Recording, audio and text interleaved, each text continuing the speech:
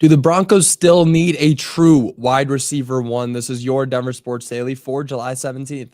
The biggest stories, the latest news. It's Denver Sports Daily. Courtland Sutton is coming off a great year, a fantastic season, racking up nearly 1,100 yards. He has 1,081 yards just in this past season, and then 8 touchdowns on 81 receptions. And if you really want to get into his overall stats, he was 2 for 2 for passing with the touchdown. I mean, those are some of the best passing numbers you'll see out of anybody in the league. But it still feels like the Broncos are missing a true wide receiver one. Now, Bo Nix may do is a soft term for what he did last season with this wide receiver core. He made them look like stars. You know, you got Sutton, Marvin Mims, Devon Vele. Those were the core 3 out there almost every play. But if the Broncos could secure a veteran wide receiver one, they could possibly see immediate improvement.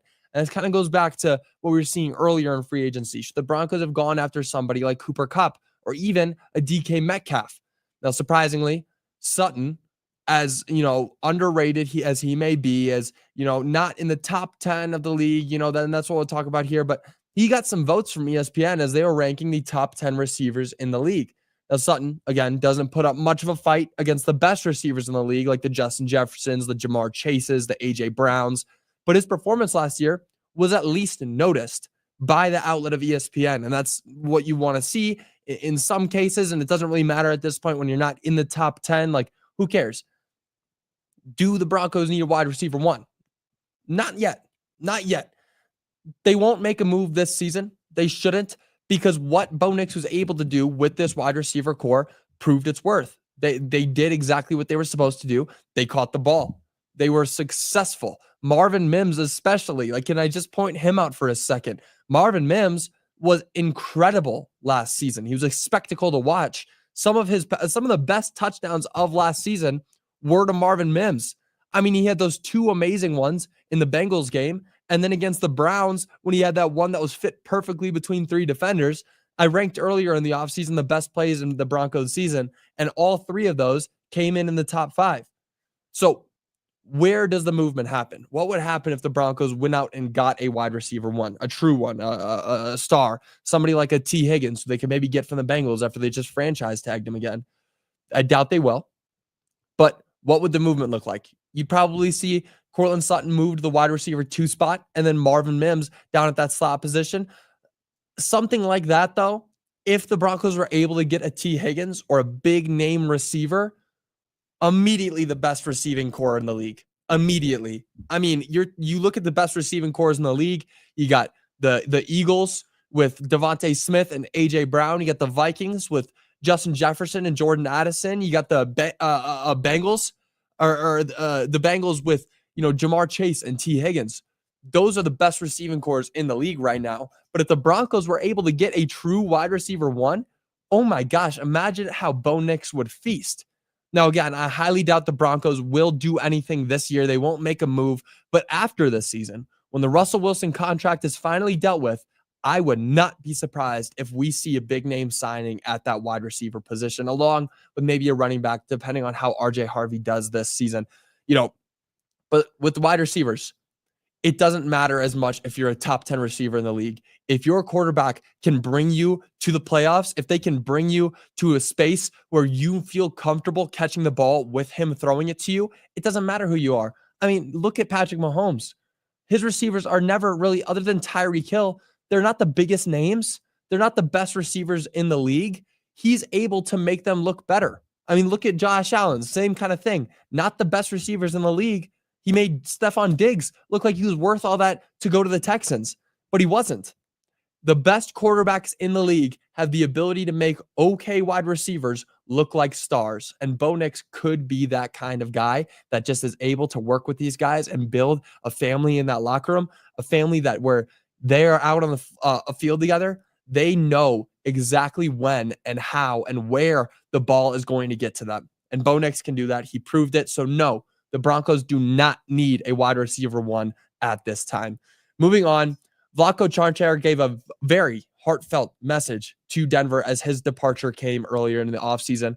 Now, Cancar won't go down as one of the more notable players in Nuggets history, but the diehard fans will remember him for his ability to provide a boost when he rarely came onto the court, notably in that 2023 championship run. Now, Cancar was drafted by Denver back in 2017, but didn't end up suiting up until 2019 after playing a couple years overseas. Cancar's departure again came earlier in the offseason when it was announced that he would not be returning, and instead he would be playing overseas again. Cancar averaged 3.4 points per game and played a career-high 60 games during that 2023 championship run. And some may remember, I remember mostly because I was at this game, but his free throw line dunk during that season, I've actually got it as the picture right here on the screen. So you can see he jumped from the free throw line. I mean, it was fun to watch. Now, Cancar, again, isn't one of those big name nuggets, but his post, his message to Denver was very, very heartfelt and warm, saying, quote, "Thank you, Denver, to take a chance on a kid from Koper, Slovenia, believing in me and creating me as a person and basketball player. A big hug and thank you for all the memories through the good and the bad. In this beautiful 6 years, I met a lot of great people, some connected with basketball and a lot outside the court. So thanks to you all as well. I can say Denver is my second home. You will always have a fan for life, and hopefully our paths cross down the road again. So it's not a goodbye, but a see you later." Gotta love Cancar. Gotta hate when these players who are loved by the deep fans in this organization end up leaving. And he's luckily going to play overseas, so he won't have to, root against them. But hopefully one day, maybe he could come back and retire as a Nugget. That'd be a lot of fun to see. So definitely a big thank you to Vlatko Cancar. Now moving on, the Avalanche's full 2025-26 schedule was released. The Avalanche released their full schedule yesterday after starting with a teaser back on Tuesday. They announced that their first game of the season would be on October 7th against the LA Kings. And then now we know that they'll finish off their season on April 16th at home against the Seattle Kraken.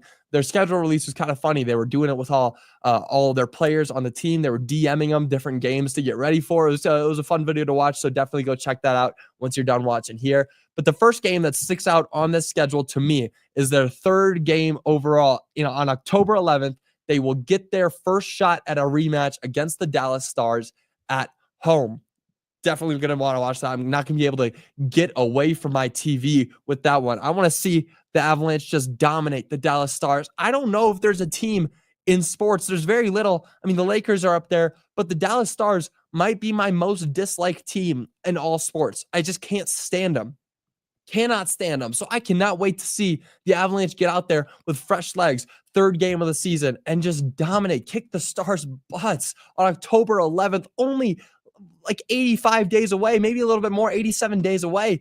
But then another thing that sticks out is a 3-week break between February 4th and February 25th, similar to what they did this past season with the Four Nations face-off, but that's for the Olympics. Only 82 more days until the Avalanche get back on the ice. Avalanche hockey starts up, 82 more days, and I couldn't be more excited. And here's the schedule right here. But yeah, it is coming so quick. Only 11 and a half weeks. I think that's 12 weeks away. Only 12 more weeks until we finally get to see the Avalanche back on the ice.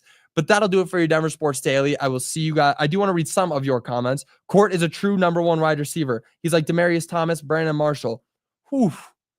I love Courtland Sutton, but comparing him to Demarius Thomas, that might be a stretch for me. I mean, maybe one day, but as of now, I'm not quite ready to say that he's Demarius Thomas or on that level quite yet. But I love Courtland Sutton. I mean, he's great. I believe that he fits a wide receiver one role in this offense, but around the league, I mean, you look at the other wide receiver ones that other teams have, Courtland Sutton doesn't put up as much of a fight. But again, it doesn't matter because Bo Nix is able to work with them. It doesn't matter if he's the fastest or the tallest or can catch over anybody because he knows that he doesn't have to worry about that. He just has to worry about getting open and Bo Nix will get him the ball. It's as simple as that. And Courtland Sutton fits that role perfectly. But that'll do it for your Denver Sports Daily. I'll be back with you guys again tomorrow. Until then, y'all have a great rest of your day. Bye, y'all.